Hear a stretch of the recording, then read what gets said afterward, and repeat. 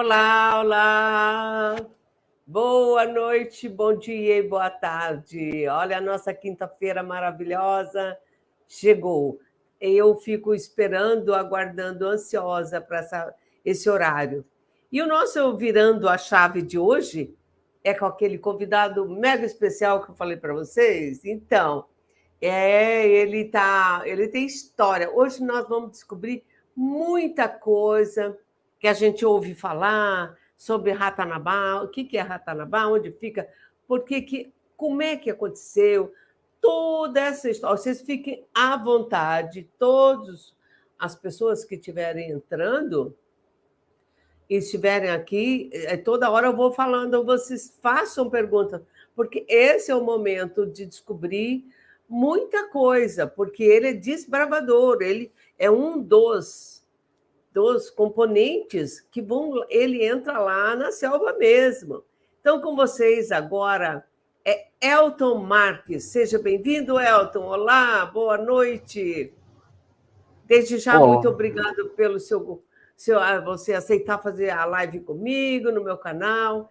É um grande prazer, uma honra ter você comigo aqui. E fala para nós quem que é o Elton Marques.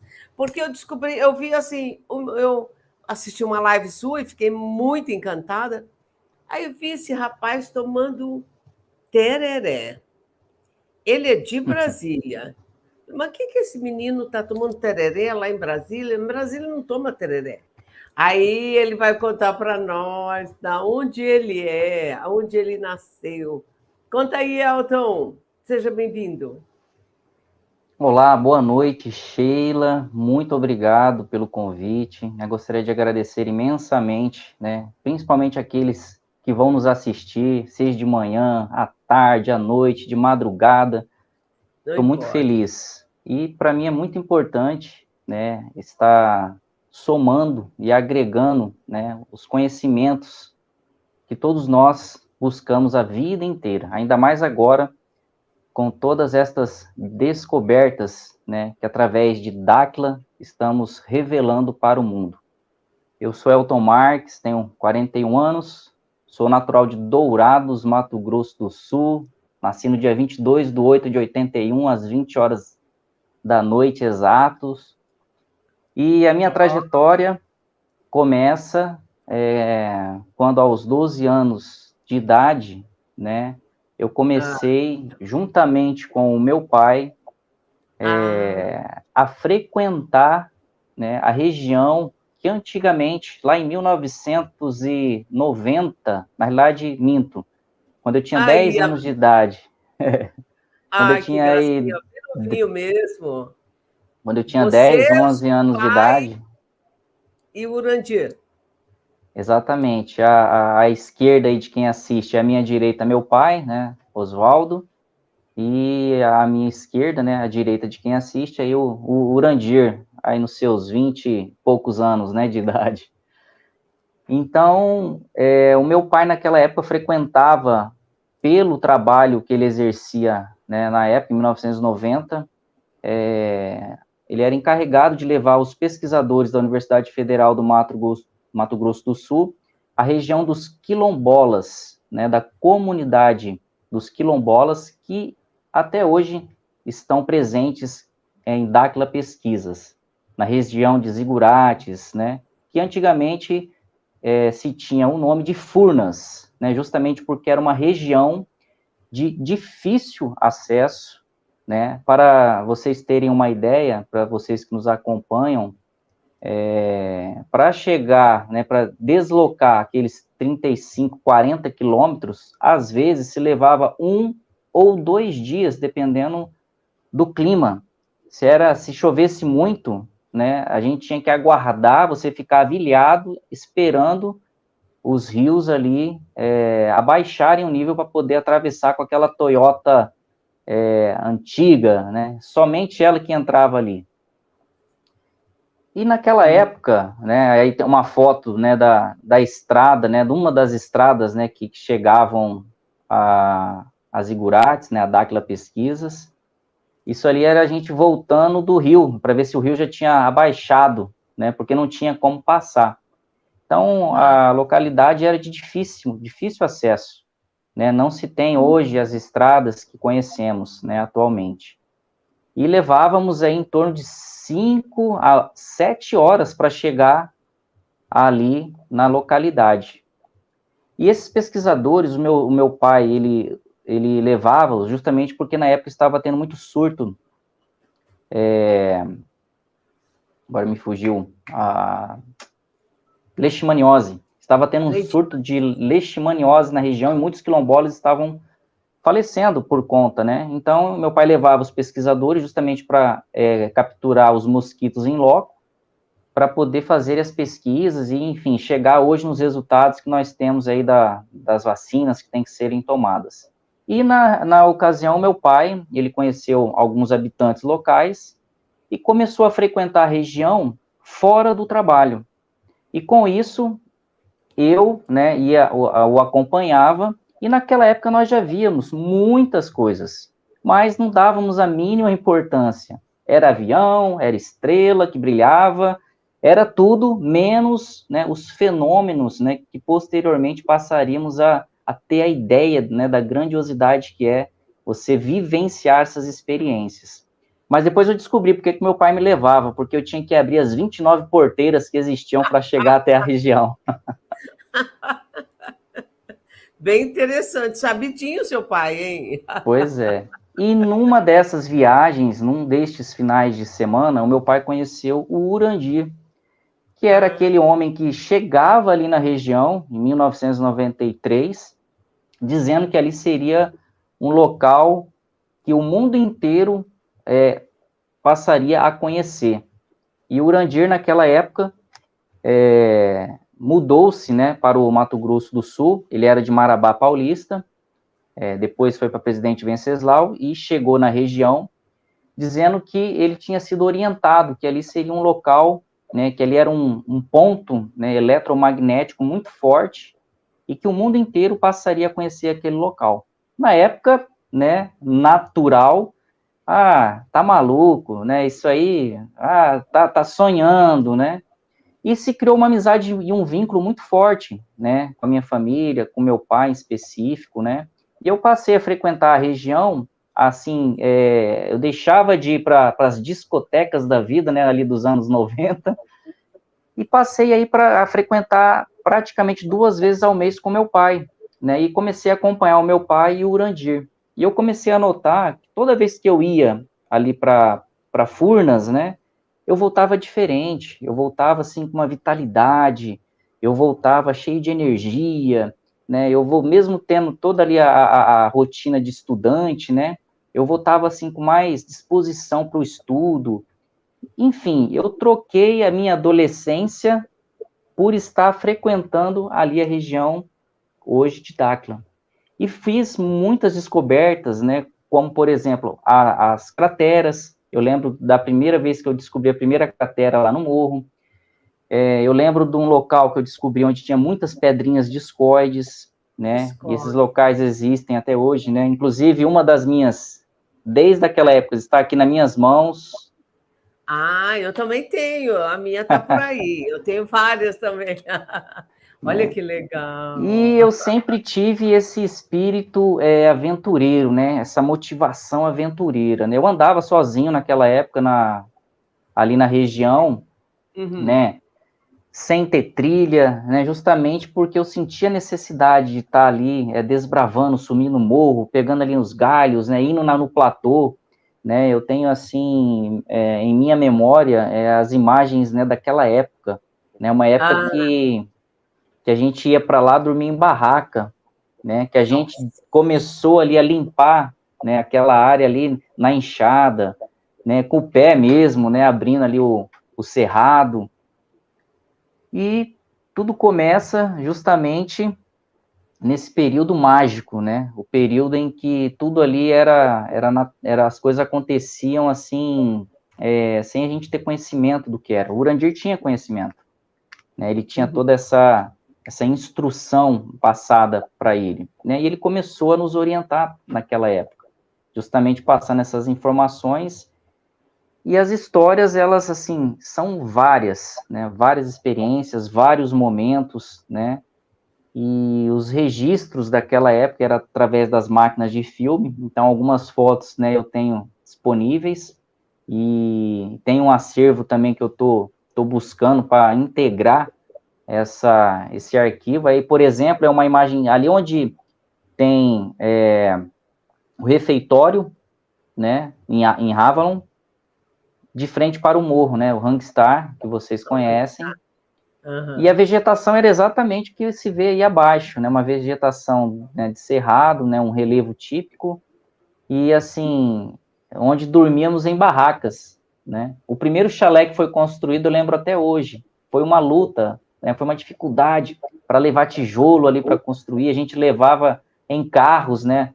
Fiat Uno, no Fiat Elba, na antiga C10 verde musgo, que lá está até hoje.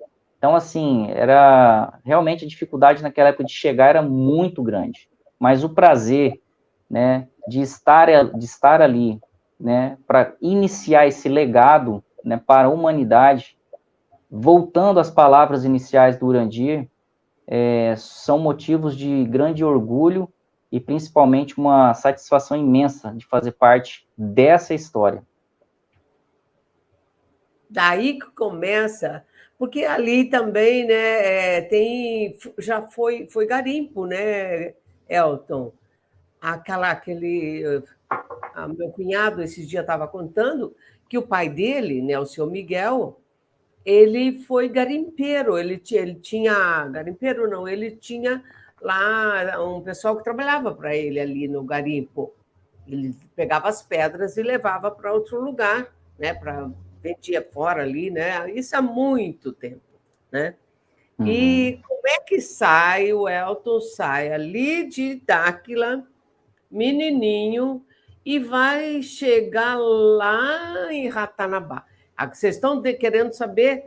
É rápida, calma, agora é rapidão que a gente vai se encaminhar. Primeiro, ele cresceu aqui, aprendeu bastante, e agora nós vamos se encaminhar para Ratanabá. Mas antes, Elton, vamos falar um oi para os nossos amigos que estão aqui nos prestigiando. A Maria Ivone Ribeiro, que gracinha, né? A Renata Araújo, olha que linda. Ellie Jones está aqui dando um apoio para nós, fofinho. A Silvana Renata, uma graça. A Helena Ferro, todas essas pessoas ajudam a gente. A Nilde Villanova é uma fofinha de Brasília também, Elton. A Maria de Lourdes Castellain, ela sempre está aqui comigo, com a gente. Muito obrigada, Ricardo Ferro. Uma turma bem legal que está acompanhando a gente. A Renata Araújo, ela sempre ouve nas lives sobre Dáquila, mas até agora não sei o que significa. É uma religião? Um espaço? Desculpe a ignorância, fico perdida. Hoje você vai saber. O Elton, nosso Elton, tem o meu Elton e agora o outro Elton, tá? E então o meu Elton está ali do outro lado, ajudando. Então você vai ficar sabendo porque o Elton vai contar o que é. Tem o Neudson também, o Neu Martins está aqui, Valdeci de Carvalho. Olha, tanto fofinho, tantas fofinhas que estão chegando. Você quer contar para nós? Antes de chegar lá em Ratanabá, vamos falar para a Renata que ela tem. Porque não é todo mundo que sabe o que é Dáquila Pesquisa, né?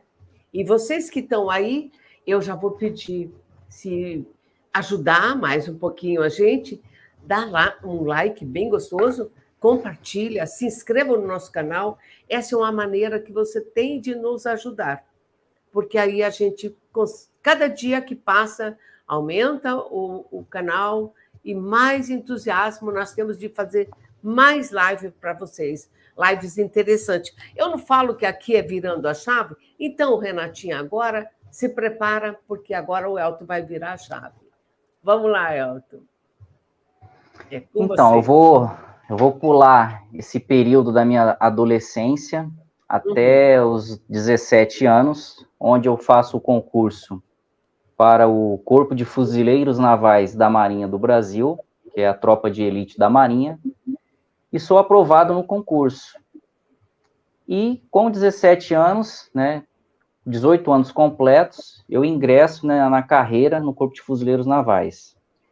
Foi um questionamento que eu fiz na época, porque eu não queria, porque eu teria que deixar toda essa história, toda essa vivência, toda essa experiência que estava, na época, assim, no auge, né, das pessoas buscando, querendo, ansiosas por conhecimento, ansiosas por justamente responderem várias perguntas que todo ser humano tem: o que estou fazendo aqui, para onde vamos? Olha, eu sinto assim algo diferente dentro de mim. As religiões tradicionais não preenchem esse vazio, até um certo ponto elas são boas, mas quando chega nos questionamentos, né, você vê que não faz parte daquilo ali, que existe ali uma grande manipulação, que a história que é nos contada não é de fato a história verdadeira. E respondendo à pergunta, Dakla, ela vem do primeiro idioma que existiu, né, no nosso sistema Terra, né, do idioma Irdim. Dakla significa buscadores de conhecimento.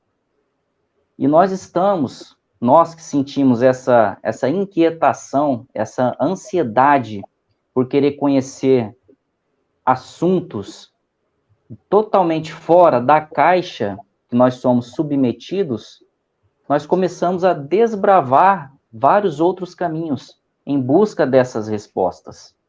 Não aceitamos o trivial que nos é ensinado desde os bancos escolares. E justamente pessoas como nós, como você, que nos assiste, busca esse conhecimento. Então, Dakla é buscadores de conhecimento. E essa busca não para. É justamente um alimento que, quanto mais você vai tendo uma visão ampla, de um outro ângulo, fora da caixa, fora do sistema que nós somos submetidos, você quer mais, né? Você quer buscar mais, você quer entender mais as coisas. E tudo isso é para um determinado fim, né? É atingirmos a nossa nobreza, é resgatarmos aquilo que foi tirado de nós, dos nossos antepassados, que é a nossa vida eterna, que é a nossa longevidade aqui na Terra, né? Com saúde, fora de tudo aquilo que é industrializado, tudo aquilo que somos obrigados, né, entre aspas, a aceitar como verdade. Então, Dakla, buscadores de conhecimento. E no ano de 2000, né, 1999, eu entro para a Marinha, um pouco revoltado, porque assim, eu tinha em mente que seguir a carreira na Marinha ia me tirar totalmente, né, não totalmente, né, mas diretamente de todas as atividades que fazia parte da minha vida naquele momento. E na época eu lembro que o Urandir falou assim para mim: vai, tudo tem o seu momento, uma hora você vai saber o porquê. E eu, para, Urandir, não quero ouvir isso não, poxa vida, calma, vai chegar o seu momento. Eu sempre inquieto, sempre ansioso, né, sempre ali querendo participar e não podendo, porque a carreira militar é uma atividade, uma profissão exclusiva, né, onde você tem que estar ali 24 horas disponível. E na minha atividade como militar, eu passei dentro da carreira. Essa foto mostra uma premiação que o Urandir veio aqui em Brasília receber, e eu tive o privilégio de participar, né, dessa premiação.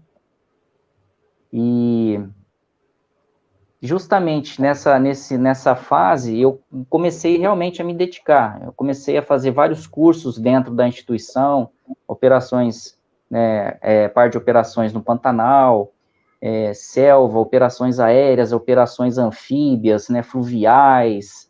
Me dediquei, né, tanto é que, né, até recebi recentemente uma medalha por dias de manobra e exercício, né, justamente nessa parte operativa.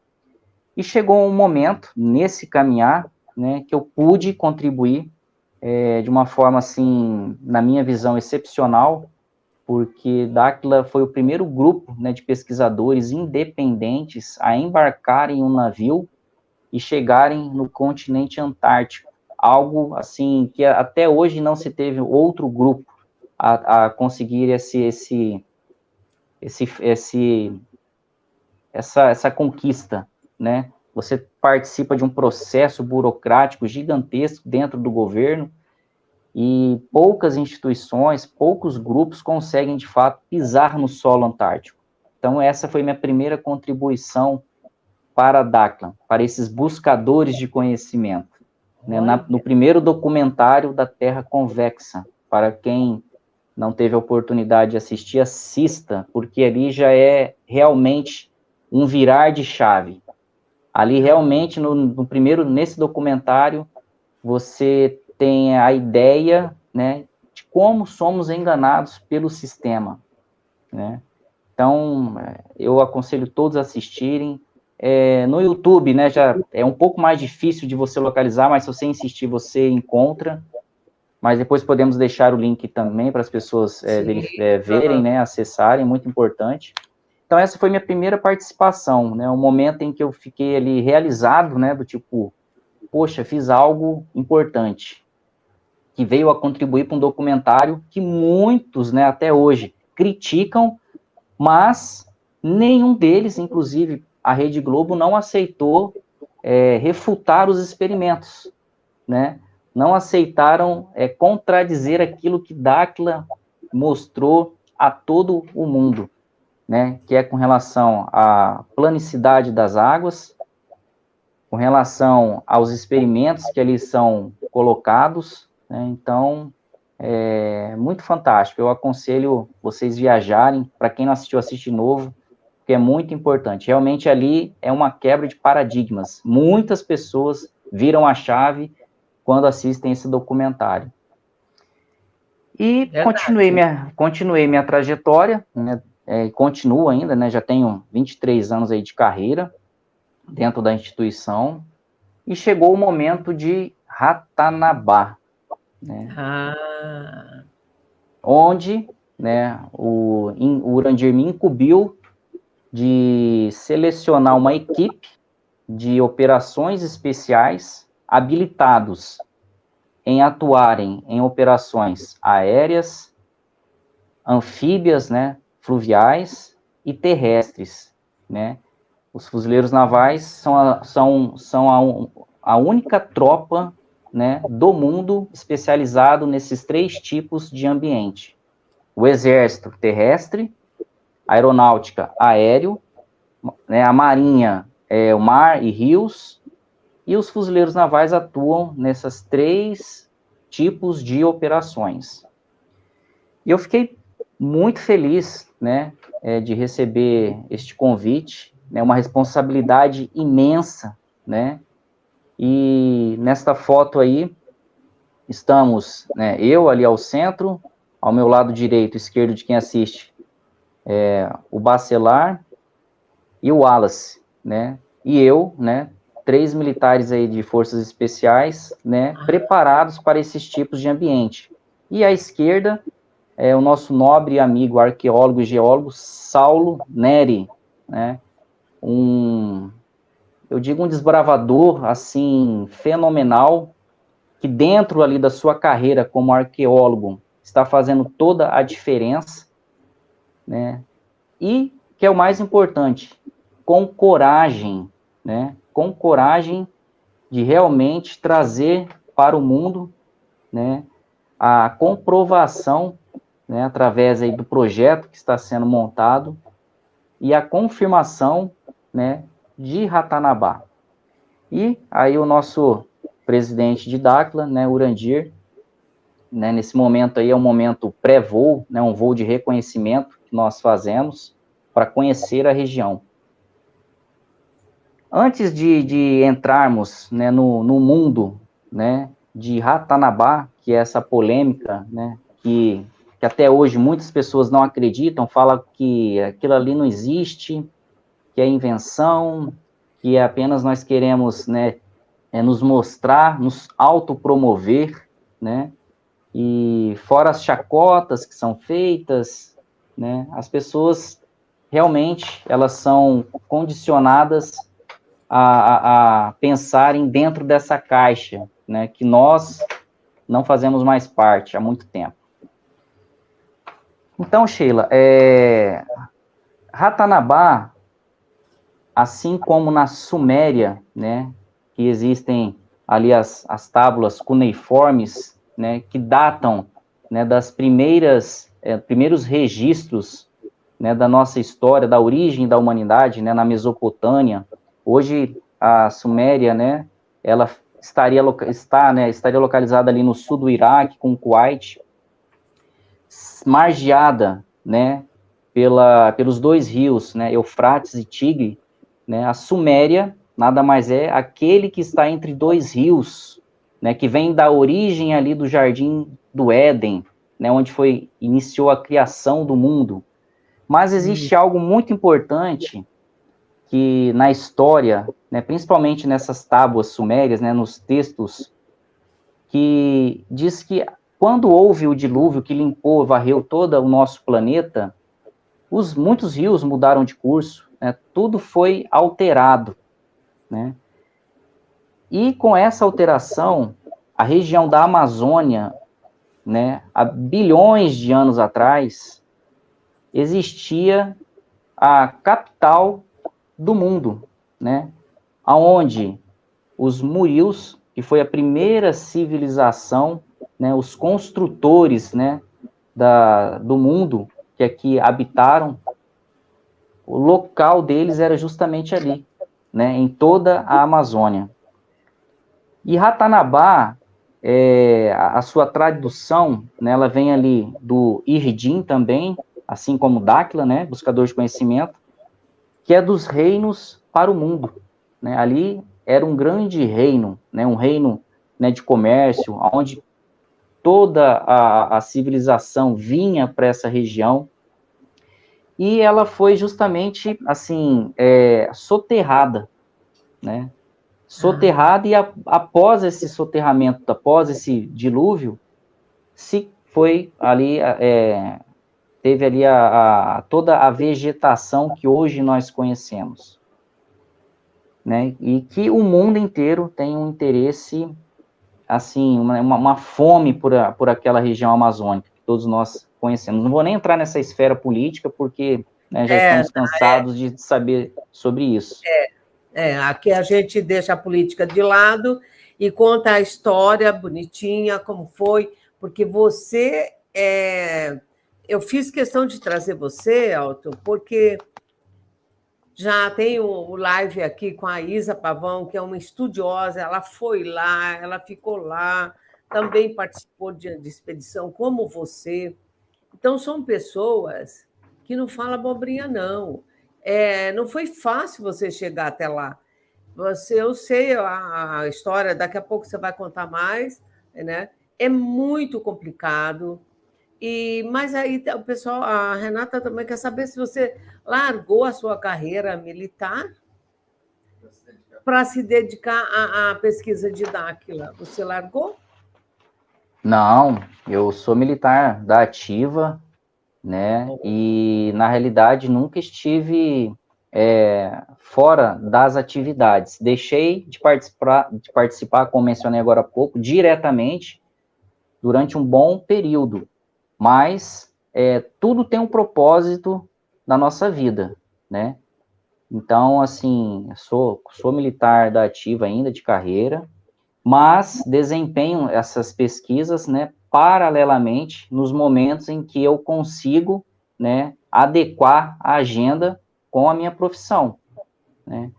Então, é um desafio muito grande, porque eu faço parte de um sistema, né, que eu tenho que medir, às vezes, as palavras, eu tenho que ser discreto, né, em muitas ocasiões, Sei. Justamente para não ser prejudicado. Mas, ao mesmo tempo, assim como Saulo, né, o nosso arqueólogo, que tem essa coragem, essa fibra, né, de revelar a verdade, é o que eu sinto também no meu coração, né, de independente da minha profissão, eu tenho a minha vida, né, eu tenho meu lado profissional, mas também eu tenho a minha vida, e a qual, atualmente, né, desde aquela época, me sinto muito orgulhoso de fazer parte de todo este legado, né, para as futuras gerações, e para a nossa, né, que estamos aí ansiosos por informações. Muito lindo a Então, história, né, Elton? É bonito ver a sua dedicação. Até tem um comentário aqui do Gaúcho, nosso amigo lá de Dáquila. Ele falou assim: cadê o Bruno? Bruno Guberti. Que maravilha tudo isso aí, Sheila. Fico emocionado, me cativa esses relatos. É uma luta, gente, a ansiedade. Gaúcho daqui do Oeste, de Rio Grande do Sul. Avante Dáquila, saudações, amigos. Tá lá, ele sabe, conhece a tua luta, a, a dedicação para chegar até onde você chegou e continua, né? Porque agora vocês estão numa temporada. O Sandro Caldas também, ele está gostando muito da live e a gente agradece. Hã? Está na estrada. Está na estrada, mas parou para assistir a live. Olha só, olha que coisa mais gostosa. A Ivani Correia, todos eles estão aqui conversando com você. A Yara Silvia está aqui também nos prestigiando, eu agradeço muito. É tão bom, gente, esse carinho que vocês dão. Isso reconhece o trabalho do Elton, o quanto ele se dedica, vocês não têm noção que esse menino estuda, a coragem dele, a dedicação para ele chegar até lá e vir contar. Vocês vão ver umas imagens daqui a pouco de Ratanabá, vocês vão ficar impressionadas o que eles enfrentam. A Carla Jacob também está aqui com a gente, e assim vai indo nosso agradecimento a todas as pessoas. Agora me conta aí, tá? Aí sobe no avião, aí tudo muito fácil, né? Com aquela que não tem muito peso para carregar, né? A mochila é bem levezinha, não é? Conta para nós a mochila. Então, né, eu preciso nesse momento, né, destacar também, né, as pesquisas de Ratanabá, elas começaram há mais de 25 anos atrás, né, não começaram agora, não começou do dia para a noite. Em Dáquila, né? Em Dáquila, né?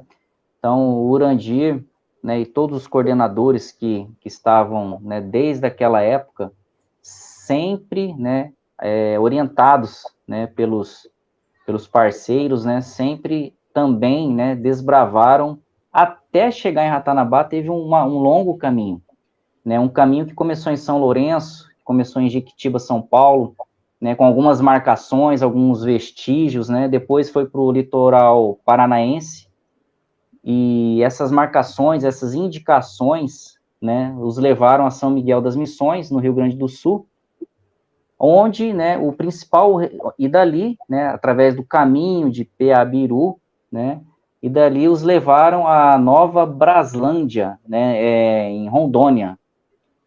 E ali em Rondônia, eles chegaram num local onde tem uma pedra de 50 metros de diâmetro, né, com inscrições e idiomas de todo mundo, né, existem essas inscrições lá, né, registradas, é algo assim surpreendente, né? E o principal é uma imagem que está aqui, que nós temos? Não, eu não disponibilizei essa imagem, né? Eu só estou fazendo aqui uma cronologia, né? Aham. E nessa pedra já tinha vestígios, né, da palavra Ratanabá, né, dessa capital do mundo. E deste ponto, né, os levaram ao Forte Príncipe da Beira, que fica em Rondônia. E lá no Príncipe da Beira, né, para aqueles que já viram aí algumas lives, né, existem galerias, túneis, né, que passa ali por baixo do Rio Madeira, que leva a outros pontos, né, que são os fortes, né, que estão espalhados por todo o mundo, mostrando as direções, né, de cada reino, apontando para Ratanabá. E lá no Forte Príncipe da Beira, nas paredes, né, estava ali Ratanabá, né, dos reinos para o mundo. E dali foi onde tudo começou, né, onde teve a primeira ali expedição, né, e, até com apoio do exército, do comandante lá do batalhão, que acompanhou as investigações, né, temos imagens, temos fotos de todos os artefatos que existiam ali naquelas galerias, né, que quando o governo, né, o IPHAN, soube de tudo isso, à época, né, veio, limparam tudo e falaram que era apenas alguns ali artesanatos, né. Então é muito difícil, é uma pesquisa muito difícil, acredito que na época foi algo muito, assim, desmotivador, mas nós, buscadores de conhecimento, principalmente na figura do Urandir, não desistiu, né, não desiste nunca, né, ele sempre está buscando algo além daquilo que nós imaginamos. Então ele não parou as pesquisas, continuou. E foi quando, né, tivemos aí a localização do Eldorado, a cidade que todo mundo, há séculos, há milênios, né, buscam por essa localização. Então, nós descobrimos esse... Oi? Deu uma travadinha, mas já está tudo bem. Tá tudo bem. Então, nós chegamos, né, nessa localização, né, onde está ali aquelas quadras, né, aqueles xadrez, né, onde todos ficaram surpresos, e ainda na época tinham aqueles que falavam que aquilo ali era uma montagem, que aquilo ali não é impossível existir na Amazônia, né, e nós provamos, né, através, né, da equipe de Dakhla, né, e nesse momento eu gostaria de destacar a atuação da Fernanda Lima, que, junto com o Urandir, vem desempenhando esse papel fundamental para revelar ao mundo, né, essa descoberta incrível, né, podemos acompanhar aí nas imagens, né, as quadras de Ratanabá, e Dakhla enfrentou um grande processo ali de reconhecimento, né? A selva amazônica, eu já fiz operações na região na Amazônia, no Pantanal, né, na Caatinga, no Cerrado. Então, eu conheço bem a região do nosso Brasil, no Sul, no Centro-Oeste, né, no Nordeste. Já naveguei no Oceano Atlântico fazendo missões internacionais, né? Então, assim, eu conheço um pouco do relevo, da topografia do nosso Brasil.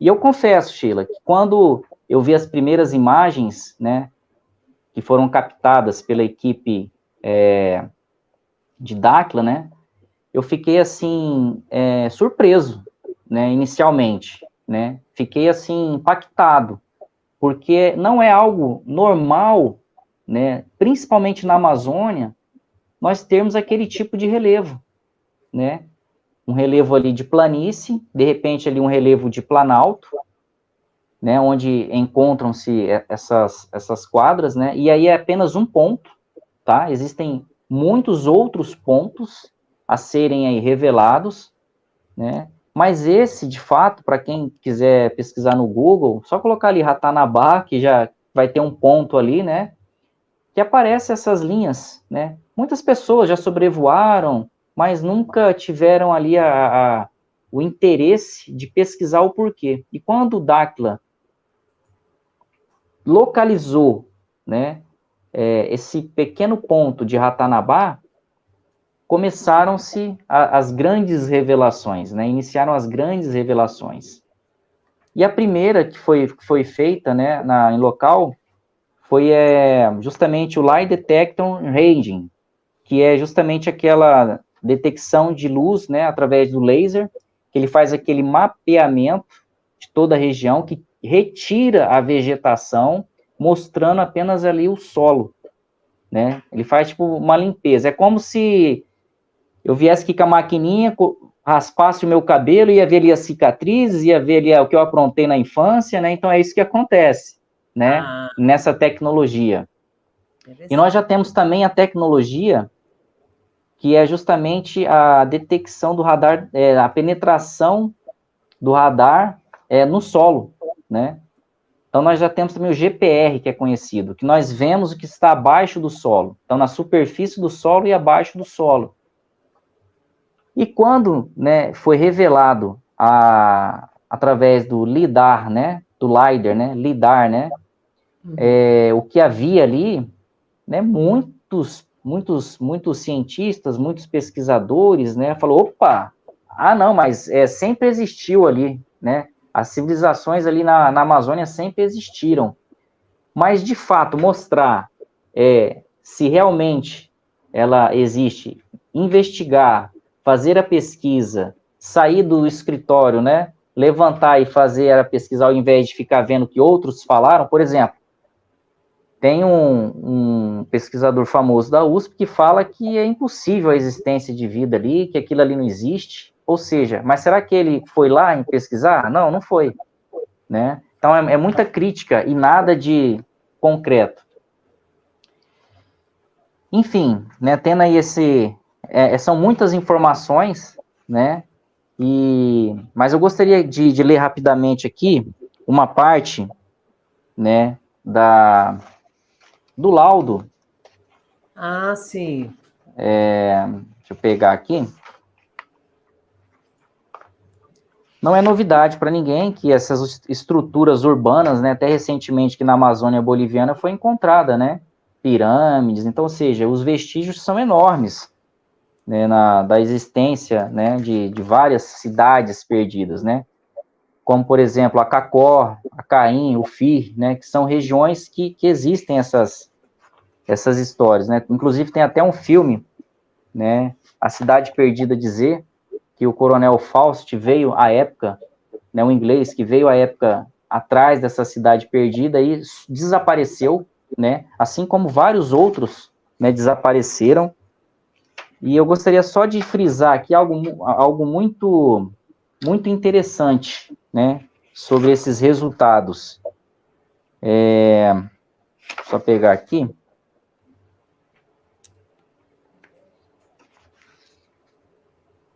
Enquanto o Elton vai pegando, eu quero falar oi aí para a nossa queridíssima Isane, que também já fez uma live comigo agora esses dias. Eu estou até com a oncinha aqui, Isane, ó, tá vendo? Já estou com a onça. Eu vim falar com o Elton hoje, como ele vai falar de Ratanabá, de Amazônia, então eu falei, eu vou colocar uma onça, né, para... Viu? E outras pessoas que estão. O Alves Cis também entrou aqui. Daqui a pouco eu vou fazer a pergunta dele para o Elton responder. É bem interessante a pergunta dele, viu, Alves Cis? Viu, Fofinho? Então, assim... Espera aí, que já nós vamos fazer. Ele vai responder a sua pergunta. E ele tem, enquanto ele vai procurando, eu quero agradecer também à Academia Olímpia. Os fofinhos lá estão firme e forte lá assistindo nossa live. Viu? Conseguiu achar, Elton? Sim. Então, ou seja, a análise, né, do LIDAR, né, desse mapeamento, né, ela é bem clara, né? Só que isso, né, quem critica não estuda, não lê, né, não analisa ali um estudo que é científico feito na região, né, e existem ali 4 pontos muito importantes, né, que eu vou até ler para vocês aqui, né. Um deles é que a presença de traços retilíneos, né, que se diferenciam dos padrões erosivos naturais da região, indica, em primeiro fato, sobre a origem trópico natural, é algo que foi feito, né, foi feito por algo, né, ou seja, não é natural. Não é natural, foi feito. Durante bilhões de anos, construíram formas bem diferentes do que aquelas que foram identificadas, né, pelo método LIDAR. A região, né, um dos principais estudos é com relação à drenagem, né, e as nascentes de águas, né, que são identificadas na região, que compõe aqui um segundo fato que indica a origem antrópica das formas identificadas. Ou seja, existem várias nascentes, né, ali nas arestas das quadras, no centro também, que nós comprovamos, né, através de uma dessas nascentes, que ela entra, né, é um sumidouro que entra para essas galerias, nós comprovamos, né, e vamos mostrar isso aí em breve aqui num vídeo que nós fizemos. E além de tudo isso, né, essa origem antrópica, que é algo que não é natural, é algo que foi feito, né, é com relação a essa questão dos traços urbanos feitos ali na região, esses traços, essas ruas, né? Elas possuem blocos de pedra, ou seja, uma pavimentação.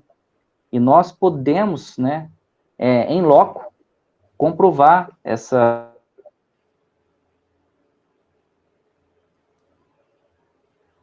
Às vezes dá uma travadinha lá, a internet dele, mas é assim mesmo. Internet é internet, né? Deu certo agora? Deu certo. Então, só finalizando aqui, né, o resultado do LIDAR, ele diz o seguinte, que vale salientar que somente será possível a comprovação definitiva a partir de uma campanha de pesquisa de campo que identifique vestígios materiais em loco, capazes de sustentar, né, tudo que nós estamos falando. E essa missão em loco é justamente onde entra essa equipe, né, de operações especiais para podermos fazer aí essa verificação, né, em uma dessas localidades de Ratanabá. Então, neste momento, né, existe um planejamento, né, estratégico, né, um planejamento operacional, né, de operações aéreas, operações anfíbias, fluviais e operações terrestres, né, de uma grande complexidade, né, porque envolve vida humana, envolve uma sequência de fatos que devemos seguir, porque quando se trata da Amazônia, a gente tem que ficar com a orelha em pé, porque é um ambiente inóspito, né, hostil, né, de difícil acesso por conta da vegetação densa e um ponto primordial, né, um local desconhecido, um local que ninguém pisou ali durante esses milhões, bilhões de anos. Realmente uma situação atípica, mesmo para nós, né, preparados para atuar nesse tipo de região. E muito mais além, né, uma região que é um solo sagrado para os indígenas, né, que é um local onde nem eles vão, né, que é um local onde é cheio de lendas, né. Por exemplo, Gritador, né, tem a lenda do Gritador, que é um monstro que habita lá, né, que, enfim, devora pessoas, né. A lenda, né, que não é uma lenda, né, isso a gente ouviu, né, de alguns indígenas, né, de um largato gigante que existe na selva, né, o que seria esse largato gigante? Então, assim, então existe toda uma história, né, em toda essa região da Amazônia, né, ou seja, um lugar lendário, um lugar onde os indígenas, né, falam que os seus antepassados e os que ali estão, existem ali passagens subterrâneas, né, que levam a outros lugares, né, que levam a outros mundos. Então, ou seja, imagina tudo isso na nossa cabeça, né? Um local que o sobrevoo, ele pode ser simples, mas ele pode também se tornar algo muito perigoso, porque a gente pode perder sinal ali do GPS da aeronave, a gente pode perder o contato, né, ficar desorientado, e com isso o combustível ser consumido e ter um crash da aeronave, né, um acidente aeronáutico, como já aconteceu com o Boeing da Varig alguns anos atrás, né, que justamente ele ficou desorientado. Então, uma região que possui ali um eletromagnetismo muito diferenciado. Então, o planejamento que nós tivemos que fazer é realmente algo muito complexo, né? Onde ali a Fernanda, né, o Urandir, né, eles eram o nosso cordão umbilical com a vida real, né? Que a partir do momento que nós somos lançados, né, num determinado ponto da selva, né, e a partir do momento em que a aeronave ela nos deixa ali naquele ponto, a missão ela é real. E o fator principal vamos, né, cumprir a missão. Então, psicológico preparado, mochila em torno ali de 20 a 25 quilos, levando todo o nosso suprimento, né? O Bacelar, no caso, ele é um enfermeiro, né, de operações especiais que estava conosco. Essa mochila todo ali o nosso soro antiofídico, todo o nosso kit de primeiros socorros, né, de uma forma mais complexa ali naquela mochila exclusiva, né, e o local em si, né, apesar de todas essas lendas que envolvem, né, a localidade, nós seguimos ali, né, orientados por pontos no GPS, né, como vocês se deslocaram, se vocês não conheciam, né, então, esse sobrevoo inicial, esse reconhecimento aéreo, né, da localidade, por exemplo, nessa foto aí, né, nós estamos sobrevoando, né, um desses pontos, e é justamente para isso, para a gente marcar pontos, né, para chegarmos nesses locais, né, e uma questão até interessante, porque o suprimento que nós estávamos levando era para nós ficarmos ali de 5 a 7 dias, né, a alimentação. E os alimentos foram lançados num ponto onde nós deveríamos chegar no dia seguinte para resgatar esse material e ali ficarmos 7 dias fazendo as pesquisas em solo, né? Mas fomos surpreendidos desde o início. E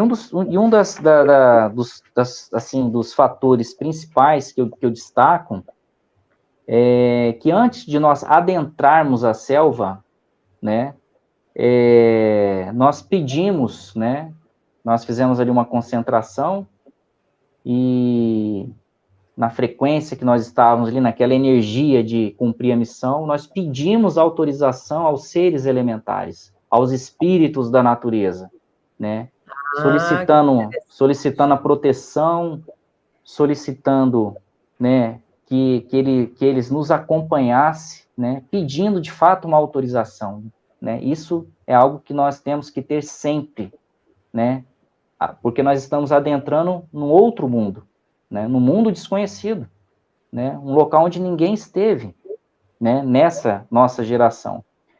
Então, começamos o nosso caminhar, né, nessa trilha. Nós andamos cerca de 17 quilômetros dentro da selva, né, quente, úmida, desconhecida, porque uma coisa é você ver do topo das árvores, né, tudo lindo, aquele tapete verde.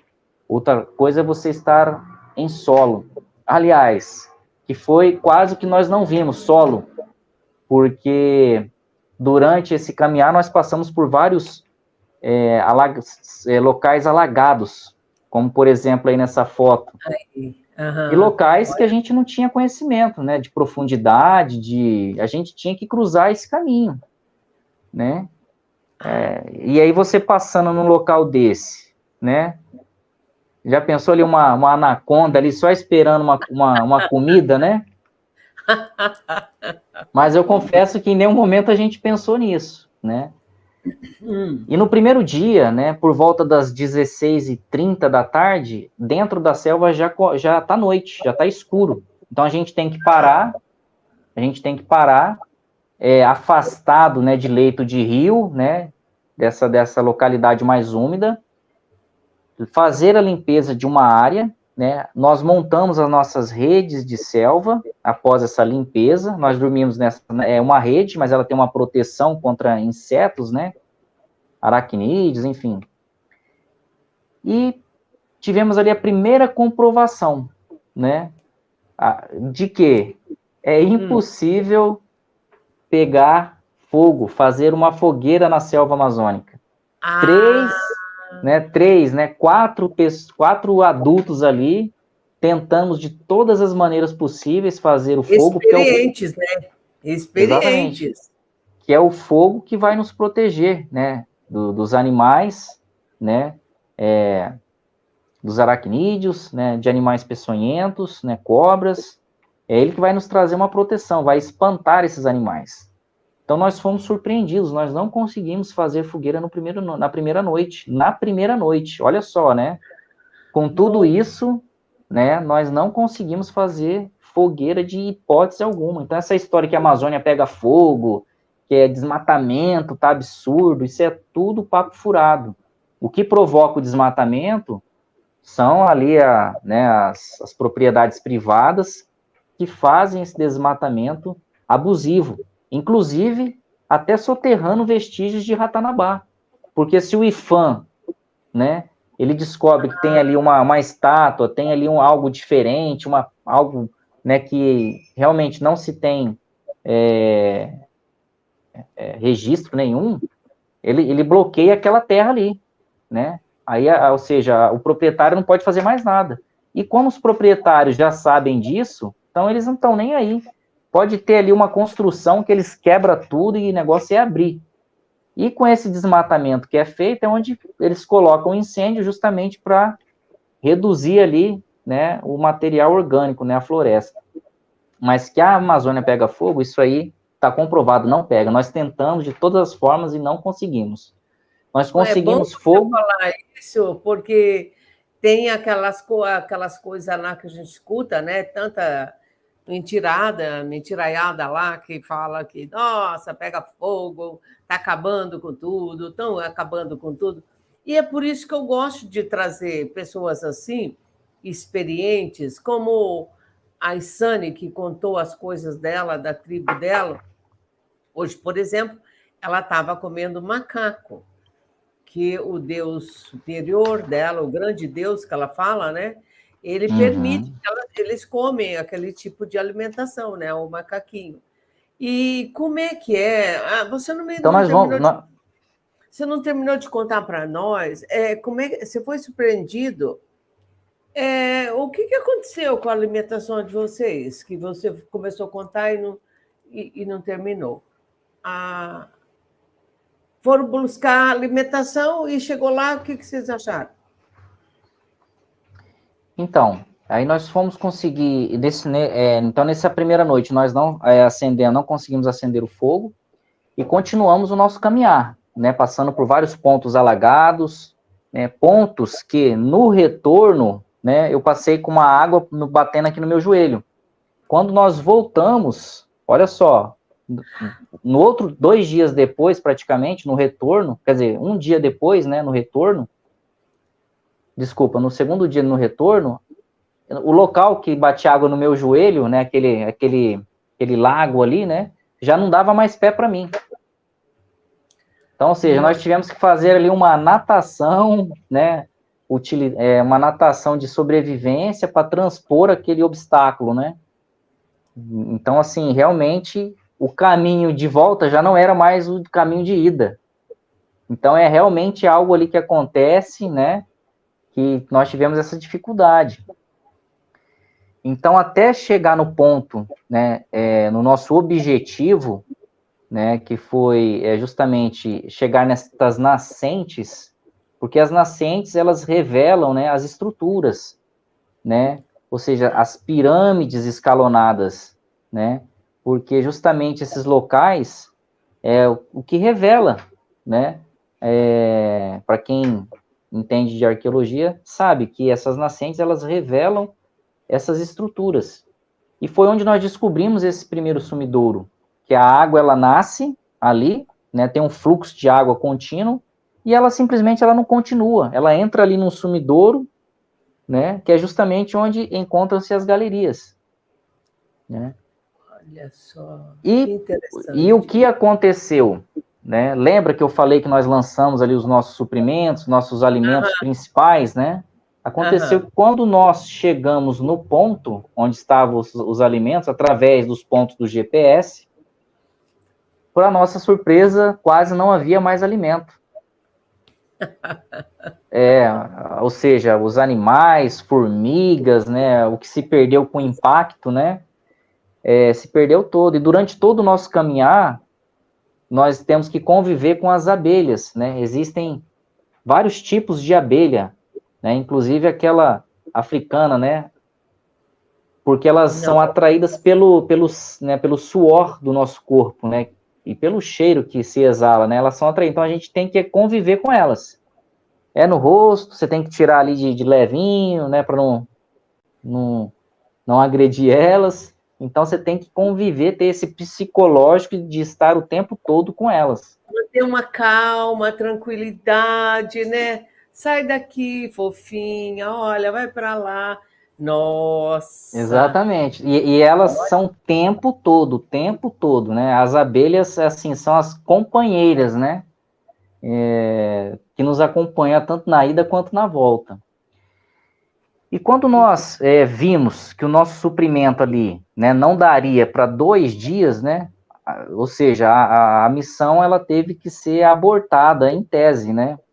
Porque sem suprimento a gente não teria condições de fazer um apanhado de informações, né, que nós fomos buscar, que é justamente aquela pesquisa em solo, né, mas ficamos muito felizes porque descobrimos muitas coisas, né, que ainda será revelada. Por exemplo, essas galerias subterrâneas, né, pelo GPR, que é justamente essa tecnologia que mostra o que há debaixo do solo. Tem galerias ali de 1 quilômetro a 10 quilômetros subterrâneas, né? Entradas com a altura uma altura de 8 metros, né? De 7 por 8. Então, assim, é algo surpreendente. E nós temos tudo isso catalogado, filmado, que é para justamente, no momento oportuno, mostrarmos, porque não é tão simples, né, a pesquisa como todos pensam. Por que não mostram? Cadê? Eu quero ver. Né, nós já temos muitas informações disponíveis, né? Mas não pode, por enquanto, tem que esperar um pouco, né? Não pode mostrar. Exatamente.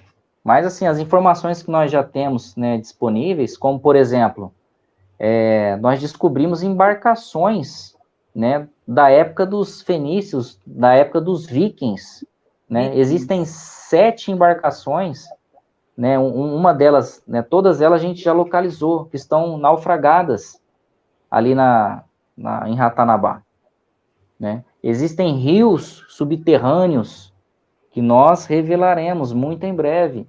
Rios subterrâneos, simplesmente rios que você vê ele do alto e simplesmente ele desaparece, né?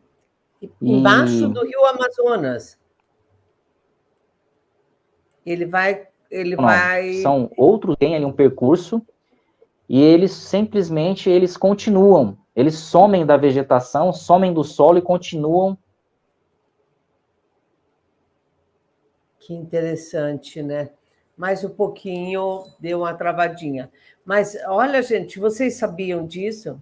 Vocês tinham noção A gente não tem ideia, né? Quando fala Amazonas, você acha que... Você pensa que é fácil ser índio? Não é fácil, não. Índio? Os caras têm muita coragem, viu? Pensa. Ali, até eu vi uma... A Sani contar uma coisa assim, bem interessante. Quando eles precisam fazer o número 2 na floresta, lá na mata, eles vão logo em seguida que anoitece. Não espera chegar noitão, fica escuro. Olha só a sabedoria deles. Quando vai chegando a tardinha, todo mundo vai fazer o número 2. Olha, ninguém vai para noitão, não, quando está tudo escuro. É cada coisa que você... Já fala da live de sábado. E sábado nós temos live para... Nossa, vai ser uma live fantástica também. Vamos falar, os índios vão vir aqui, porque nós precisamos da voz, eles estão precisando falar é o que você está contando agora. Os índios também têm que, como a Isane falou, o Beto Góes falou, contando a realidade da Amazônia, a realidade do indígena, né? Então, essa live de sábado, também às 21 horas, é um encontro fantástico com o nosso convidado lindíssimo. Já já o Elton vai colocar o nome dele ali, dos nossos convidados, e eles vão falar sobre essa é uma lenda que contam para a gente, que para desvendar essa mentiraiada que contam para nós. E então eles vêm, como você está contando agora, pessoal, a Amazônia é fácil. Fácil? Vai fazer igual o Elton falou, uma mochila pesadíssima, e sem contar que eles cuidam muito do pé, não é, Elton?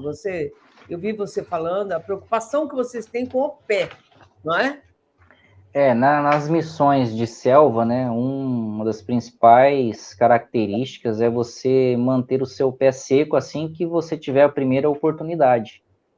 Porque como é uma região muito úmida, né, quente e úmida, né, e você está ali passando por locais alagados, né, está caminhando ali dentro da água, né, então o teu pé ele vai, né, se desgastando, vai ficando ali embranquiçado, então na primeira oportunidade, para não virar uma ferida e você ficar ali indisponível, não conseguir nem pisar no chão, então você tem que secar os pés, torcer as meias, né, é por isso que o fogo é importante, para secar também, né, as meias, o coturno, né, o boot, que é algo assim primordial, que você tem que manter durante essas operações. E aí vem a pergunta, né, ou seja, acredito que talvez dê tempo aí de passar o vídeo que nós fizemos, né, mas uma pergunta que as pessoas me falam muito, né, Elton, e essas noites, né, num local totalmente isolado, um local sem contato com o mundo real, né? Ali era um outro mundo. Como que foi? Vocês conseguiram dormir? Como vocês fizeram para ficarem ali num local cheio de lendas, né? Cheio de situações inopinadas que poderiam acontecer. Então, algo que me chamou muito a atenção foi que durante todo o nosso caminhar, né, tanto de ida quanto de volta, nenhum de nós nos machucamos. Nenhum de nós fomos picados por nenhum tipo de inseto, por nenhum tipo de animal peçonhento, né? Vimos muitas garras, né, de onças, né, em alguns troncos, né, em algumas árvores. Não ouvimos nenhum barulho de animal, não vimos nenhum animal que trouxesse perigo. E detalhe, não estávamos portando arma de fogo, nós fomos sem nenhum tipo de arma de fogo, apenas com facão ali para abrir trilha. Que isso foi algo assim que realmente nós ficamos muito preocupados, né, por não estarmos ali portando arma de fogo. E nós fomos e voltamos, Sheila, e não vimos nenhum tipo de animal, né, como já mencionei. Foi realmente ali uma proteção do início ao fim na selva amazônica. Mas vale aqui ressaltar, né, que o Urandir disse que o Bill estaria nos acompanhando. E nós vimos, né, algumas manifestações durante esse caminhar, ouvimos vozes, né, não somente eu, mas toda a equipe. Jura? Vocês ouviram? Nós ouvimos vozes, né, na mata, né. Lá tem uma árvore, agora não me recordo o nome, que é muito utilizado na comunicação dos indígenas, que você bate na árvore, ela solta um eco que é ouvido a longos quilômetros, né, de distância.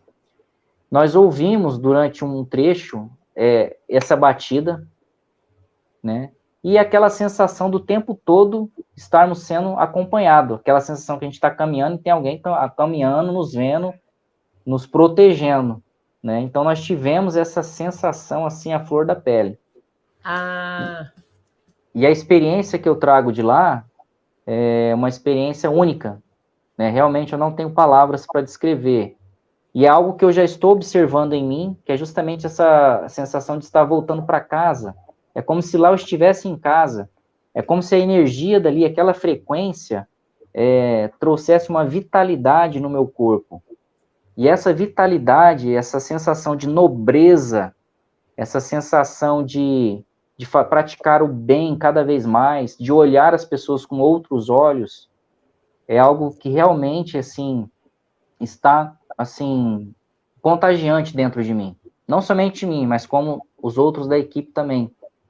Então, isso, assim, é uma energia que eu senti lá atrás, né? Por exemplo, quando eu estive jovem em Dáquila, essa sensação de querer ficar lá, por me sentir em casa. E ali realmente é essa sensação que modifica, né? Ali parece que modifica algo dentro de você. Então, eu ainda estou com essa vitalidade, essa sensação de nobreza, de olhar as pessoas diferentes, de querer compartilhar, de querer motivar as pessoas a terem, né, de fato, esse equilíbrio, né?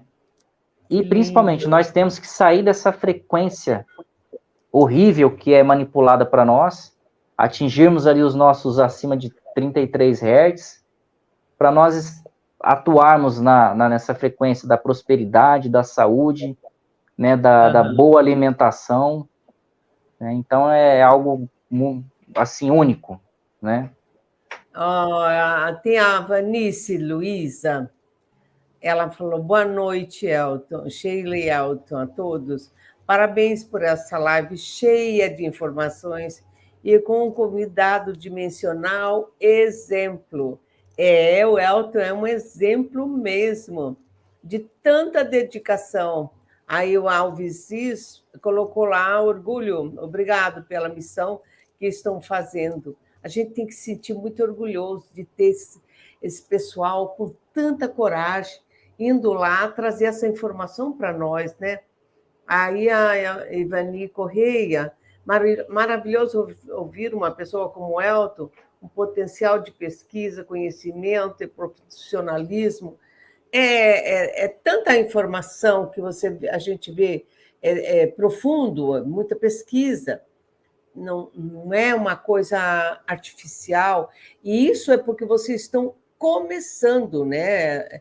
Quer dizer, começando há 25 anos atrás, né? Exato. Agora deu uma viradinha na tela dele e a gente vai conversando sobre a live de sábado, gente, que é uma live maravilhosa com o Cacique Amazonas. Ele adora falar, gente, nossa, ele vai contar tanta coisa para nós. E o Venceslau Braz, ele é uma liderança, é um líder também lá, muito competente. E, tá aí o Elton de novo. Daqui a pouco a gente fala de novo. Vai, Elton, agora com você. É muito legal, muito interessante. A gente também tem que agradecer esses fofinhos que estão dando apoio e te elogiando, falando muito bem do teu trabalho, da tua pesquisa, daquela pesquisa, né? Que é uma equipe muito grande, ninguém vai sozinho. Eu tenho uma admiração muito grande pela Fernanda, é uma guerreira, aquela mulher parece Nossa, ela é incansável, né?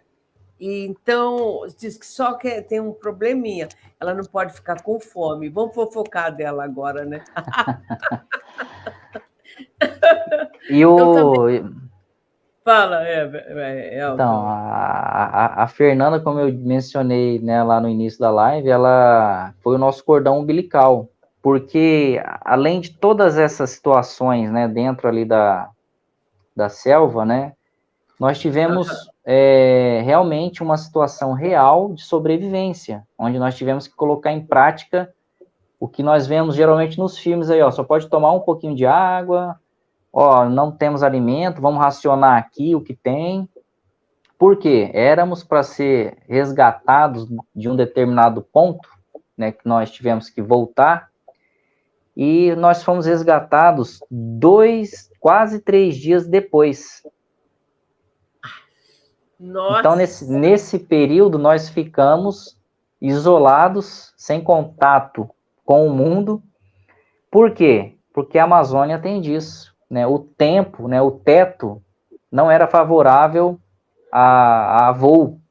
Então, nós não pudemos ser resgatados conforme o planejamento inicial. Então, nós ficamos ali realmente na sobrevivência, né? E o psicológico?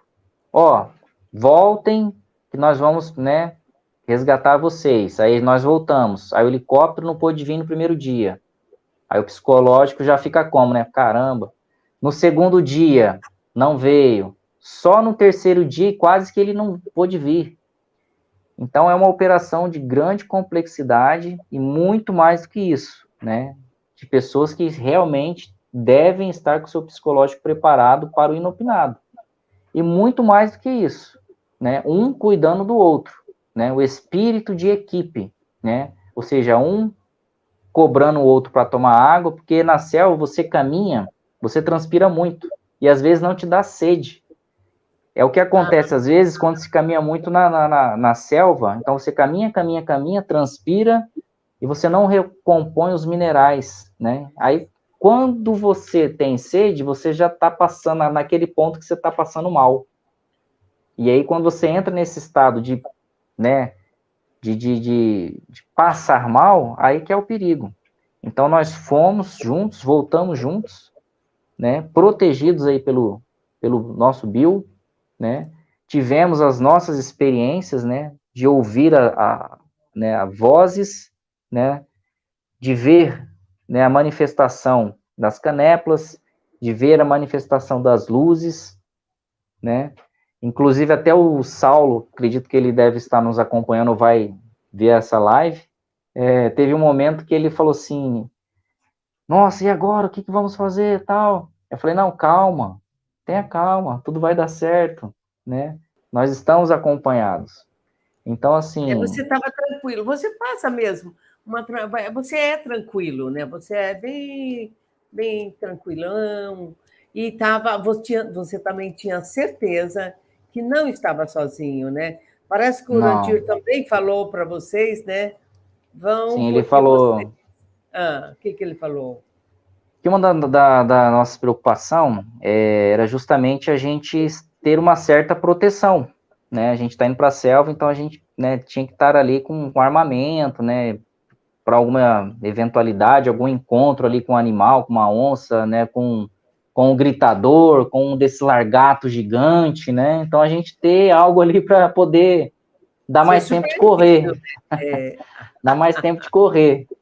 E não foi o caso, porque ele falou assim para mim: calma, o Bill estará com vocês, não se preocupe. Então aquilo ali eu já fiquei tranquilo, mas como eu ia passar isso para os meus amigos, né?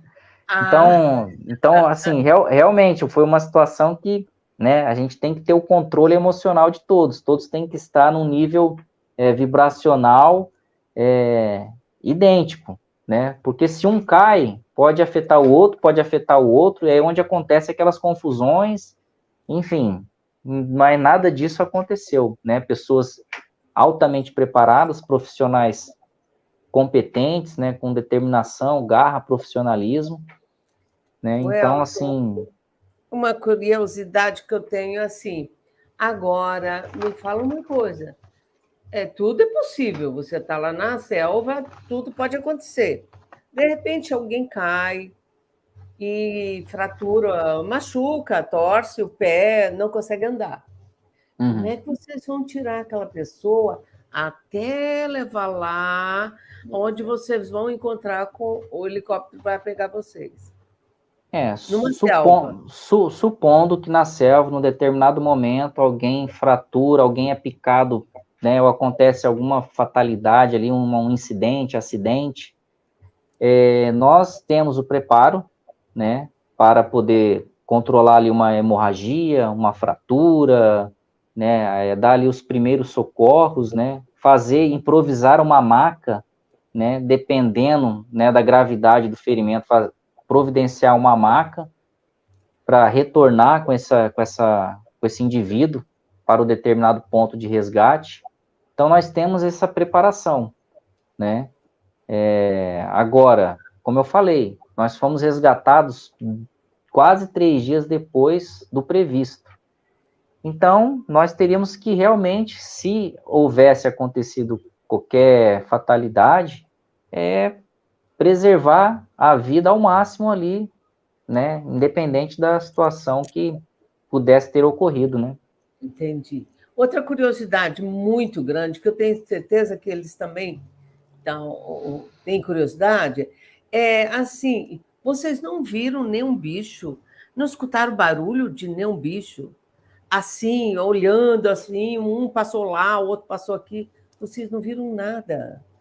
Por incrível que pareça, como eu já mencionei, eu fiquei assim, perplexo, né, por não ter visto nenhum tipo de animal. Tirando as abelhas, nós não vimos nenhum tipo de animal, desde animal de E pequeno, a médio, formiga? grande porte. As Tem... formigas fazem parte da vegetação, né, mas elas têm os locais dela, né? Então, quando a gente passou por alguns locais que tinha formiga, mas você, né, desvia ali a rota, né, para não incomodá-las e segue em frente. Mas realmente, assim, não vimos nada. Apenas, né, quero reforçar aqui, ouvimos, né, vozes, né, essa sensação de estar o tempo todo sendo vigiado, né, de alguém estar ali nos orientando, né, Um guardião, e né? Era o guardião de vocês, que era o Bill, que estava por ali. exatamente, é a resposta para essa situação. Porque realmente, assim, eu já fiz muitas operações, né, no Pantanal, na própria Amazônia, então é comum você se deparar com um animal, é comum à noite você ouvir ele rondando o local ali do acampamento, né, é comum você ouvi-los, né, então, assim, e nós, nem no acampamento, nem no caminhar, né, nem na ida e nem na volta vimos nada, né, assim, algo realmente fenomenal, né. E ainda mais no local que ninguém pisou, e muito menos os indígenas vão ali, justamente por conta de tudo isso, dos largatos gigantes, do gritador, né, que eles falam, e É os isso. animais que a gente não tem ideia do que pode encontrar, né, é uma Não tem- selva virgem, é uma selva, né, que não se tem notícia, não se tem conhecimento, e essa é a principal diferença de Dáquila, que além de nós fazermos o levantamento daquilo que é nos passado, nós pesquisamos, nós vamos em loco, né, desvendar esse mistério. Então, assim, as próximas pesquisas, as próximas expedições, né, nós vamos trazer aí descobertas incríveis, né, como já mencionei, né, principalmente a questão da energia, né, eletromagnética que essa civilização, os murios utilizavam naquela época.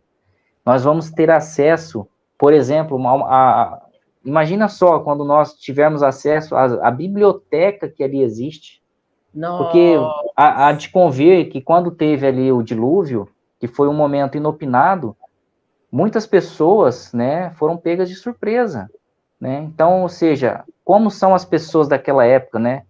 Os fósseis que ali estão, né? Nós descobrimos, um exemplo, um local onde existem ali 7 esqueletos de gigantes, né? Ali num piso, né? E nós temos esses registros, ou seja, realmente os gigantes existiram, conforme inclusive está na Bíblia, né? Então, ou seja, que toda essa confirmação vai ser trazida à tona, né? Essas embarcações, né? Os fenícios, os vikings que estiveram aqui há milhares de anos atrás, né? Então, imagine só as tecnologias e o conhecimento que será mostrado para o mundo, ou seja, a origem da humanidade não é lá na Suméria, né, onde tem ali os primeiros tabuleiros, né, cuneiformes, né? O Jardim do Éden não é lá, né? Por exemplo, tudo pois é. está aqui, tudo está aqui e é nosso, é do Brasil, é de todos nós essa riqueza. E Mas contaram infelizmente, para nós que estava lá longe, né? E a gente acreditava que o Jardim do Éden, gente, olha, era que lá muito engraçado. longe, né? Interessante. Deu uma travadinha de novo na internet dele. É assim Oi, mesmo, voltou. internet, agora voltou. Voltou. Então, assim, imagine a riqueza de informações que será colocada, né, para todo mundo, né? Ou seja, a história ela será reescrita, né? Então é isso que DACA, é isso que todos nós estamos empenhados em deixar um legado, em trazer essas descobertas que vão mudar a forma de pensar, né? Vamos sair dessa mesmice, dessa frequência que é manipulada para nos deixarmos doentes, enfermos, né? Nós não estamos aqui para ficarmos doentes, enfermos. Nós estamos aqui para preservar o nosso tempo, né? O nosso corpo, tendo uma boa alimentação, né? E vibrar, estar numa frequência de prosperidade. Então, tudo isso será mostrado. Lógico que a gente tem que estar sempre, a gente tem que estar em forma, tem que estar em dia, porque na hora que está lá caminhando, vou te falar, não é fácil, não. Não é fácil, não. O Alvisis, ele quer saber assim, os barcos vikings naufragados têm como saber a datação do naufrágio? Isso também muda a nossa história. Já pode? Você já tem alguma Sim, coisa? nós temos a primeira datação, inclusive de garrafas, né, que continham elixir, né, algumas garrafas de vinho de 2, 3 mil anos atrás, né. Então, e essas embarcações, elas estão intactas, né, naufragadas, né. Então, realmente, isso aí também já vai ser uma quebra de paradigma muito grande, muito grande. Então, assim, aguardem, viu? O que tá para vir por aí. Vai impactar o mundo mesmo, né? Porque Já está. Você pode ver que aqueles que no início começaram a denegrir a imagem, né, das pesquisas, né, do nosso presidente, já sumiram, já estão assim nos bastidores. E agora, o que eu falo, não falo, estão pensando duas vezes antes de falar.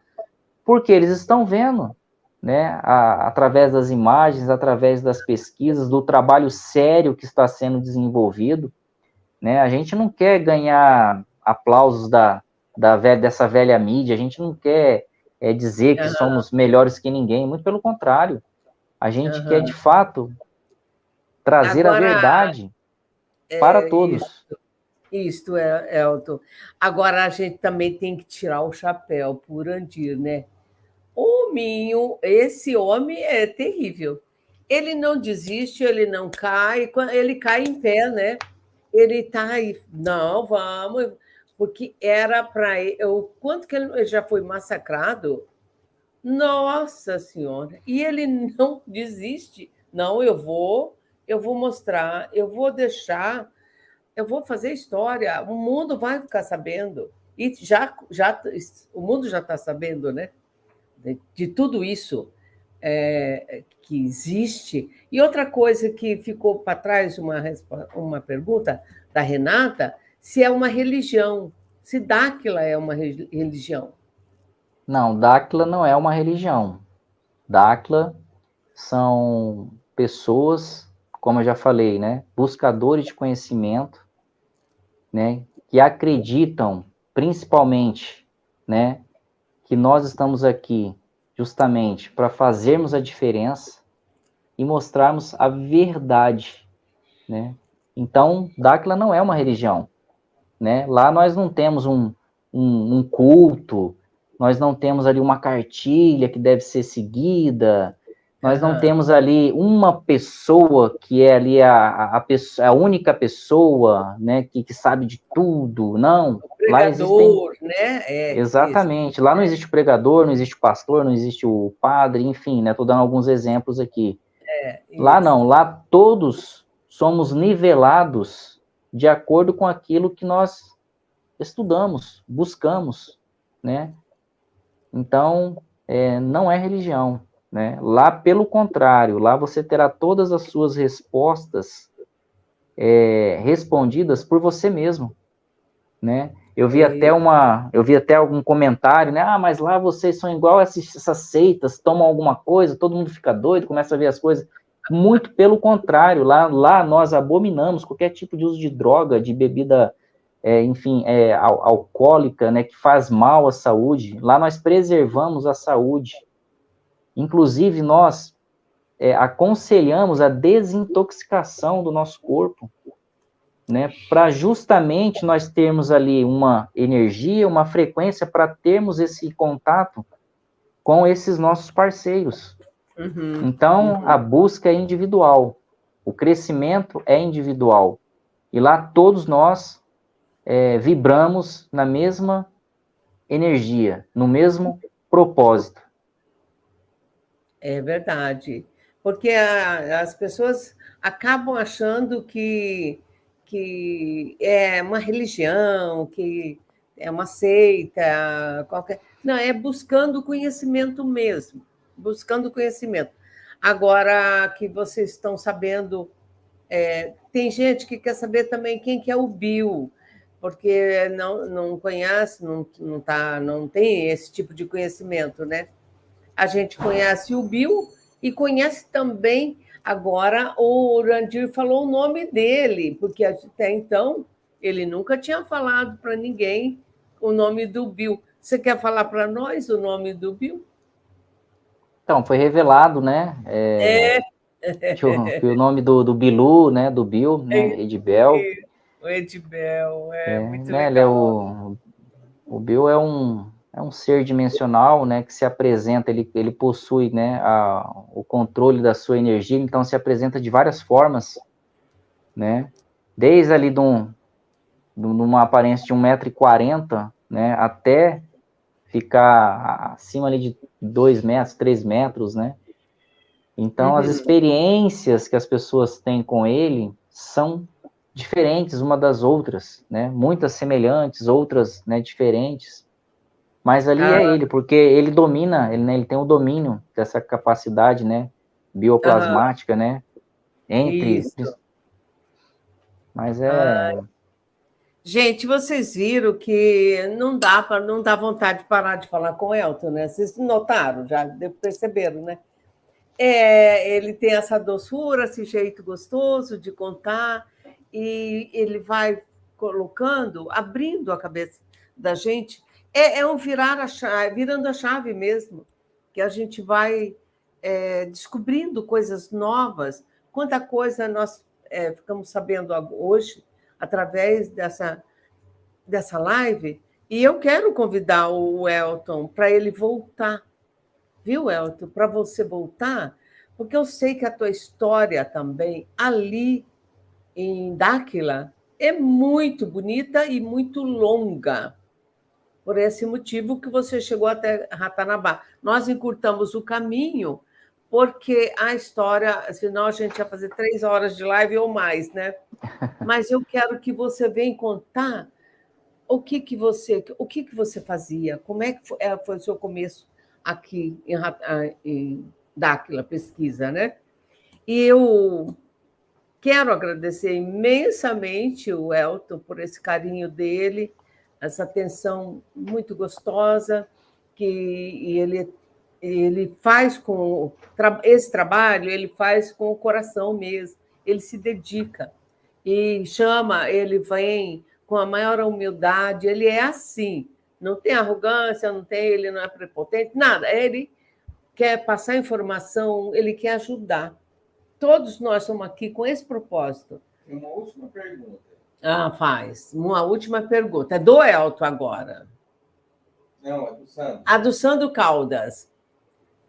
Elton, estima-se que em 1 ano e meio a 2 já conseguimos apresentar Ratanabá para o mundo. Esse prazo é viável? Para os turistas, né? Para visita.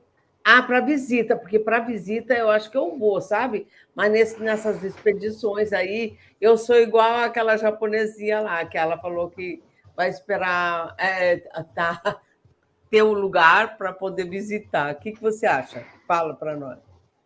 Esse é o desejo, né, do Urandir, né, de todos nós, né, que o número máximo de pessoas, né, conheçam, né, o que é estar em Ratanabá. mas existe um processo burocrático, né, que exige aí autorização, né, do governo, enfim, do IFAM, FUNAI, CMBio, ou seja, uma burocracia tremenda, que só existe aqui no Brasil, porque nos outros países, como Bolívia, Peru, pelo contrário, eles incentivam, eles vão lá, limpam onde tem ali a pirâmide, para tornar-se um ponto turístico, para as pessoas conhecerem dos seus antepassados. Então, aqui no Brasil, é muito complexo tudo isso. Assim, eu não vou precisar aí um período, né, para que as pessoas tenham acesso, até porque o acesso lá é remoto, né, é só de helicóptero, como eu falei, é um local que não é para qualquer um de verdade, né, assim, é muito complicado estar lá, né, da forma natural. Então, eu não vou datar aí daqui quanto tempo, quantos meses, anos, né? Mas um dos objetivos nossos é justamente que as pessoas estejam lá num ponto, né, que já foi revelado, mas que muito em breve será passado aí pelo presidente, essa possibilidade, sim. Sim, interessante isso, Esse é um dos muito lá em Ratanabá. E aí, o Rodrigo também tem uma equipe lá, não tem nada a ver com a sua, ele tem outro lugar. Como é que é? São várias linhas de frente que nós costumamos falar, né? São 3 equipes, cada um fazendo e desempenhando um papel primordial. A equipe nossa é justamente aquela equipe que vai nos lugares onde normalmente as pessoas não gostam ou não podem ir, né? Tem que ter ali um preparo, tem que ter, enfim, uma estrutura, né? Um planejamento operacional. Então, nós vamos nos lugares mais complexos, né? Que exigem um treinamento psicológico, mental, físico, e, né, nós levamos equipamentos de rapel para descermos em determinadas, né, grotas, determinadas cachoeiras, se for necessário, paredões de pedra. Então, é uma equipe especializada, né? Tá. Fantástico. Gente, eu adorei, Elton. Eu só tenho que te agradecer. Com esse tanto carinho que você trata a gente e vem com toda o seu conhecimento passar para as pessoas. Eu te agradeço muito e quero que você volte. Vamos voltar para... que você aceita o meu convite de voltar? Com certeza, já pode me colocar aí na escala aí de lives aí, será um prazer imenso, né, relatar um pouco da minha história, porque assim, nós, né, somos engrenagens motivadoras, principalmente para aqueles que estão chegando.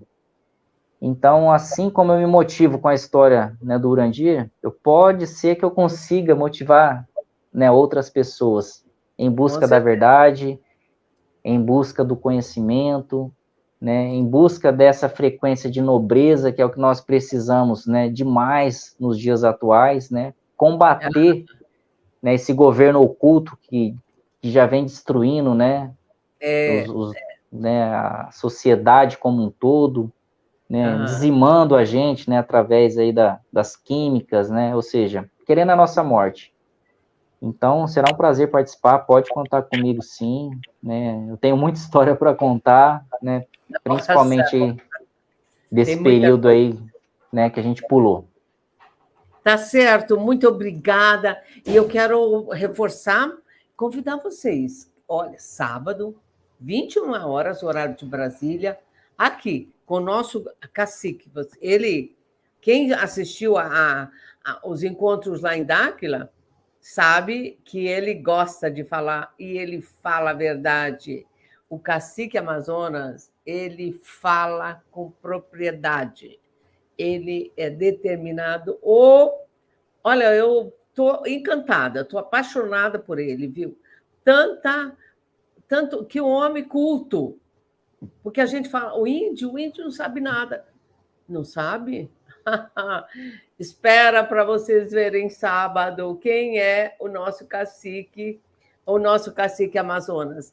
E ele não vem sozinho, ele vai trazer o compadre Brás. Olha que bonitinho, o compadre Braz. É uma das lideranças lá também, muito pesquisador, ele conhece tudo lá e falar do agro indígena.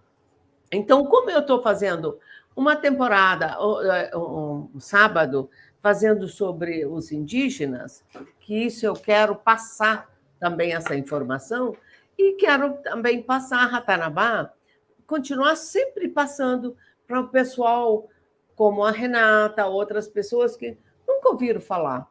Então, é importante, nunca é demais, né?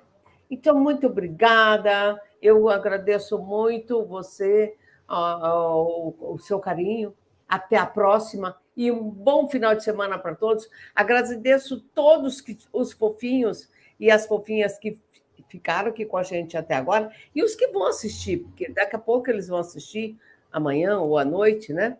Então, ficam todos em paz. Um grande abraço. Tchau, tchau. Tchau.